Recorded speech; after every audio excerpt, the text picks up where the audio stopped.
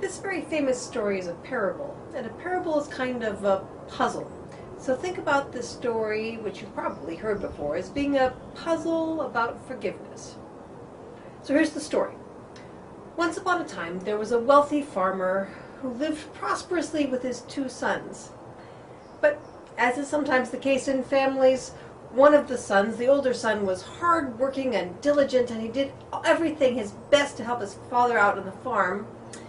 But the younger son thought that maybe his father's money and comfortable lifestyle was just kind of there for him to enjoy. And so he was quite a bit more relaxed, shall we say. Not so eager to work, more eager to just have a good time. He was in fact so eager to just have a good time that one day he went to his father and he said, "Dad, one day all of this is going to belong to my brother and me, but I'm ready to go out and make my way in the world now. And so I think that rather than waiting until you kick off, you should share your estate with my brother and me now, and then I can have a stake to get me started in life." The father wasn't so sure, but he said, "All right." And so he gave his younger son a considerable sum of money to go out and get started in life. And so the son went out to the big city, and his start in life was really pretty much a start in partying. Drinking and gambling and buying fancy clothes and having the kinds of friends who are more interested in the kind of stuff that you have than the kind of person you are. And as happens with those kinds of lifestyles, before very long the money ran out. And because this younger son had not worked so hard the rest of his life, he didn't really have a lot of skills to fall back on in terms of jobs. And finally, in desperation, the only job he could find that he was qualified for was taking care of pigs. And so, lacking any place better to live and lacking any money, he lived in the pig pen with the pigs, eating whatever of the pig food he could get from the pigs. It was dirty, and it was really, really smelly, and it was pretty much an altogether nasty, miserable existence.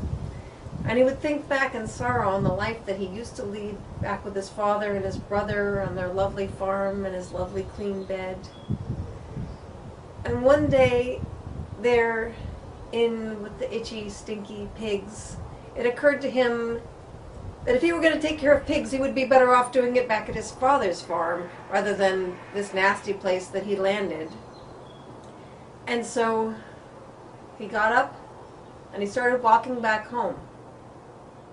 Well, you can imagine what he looked like when he got there, covered in slops and pig poop.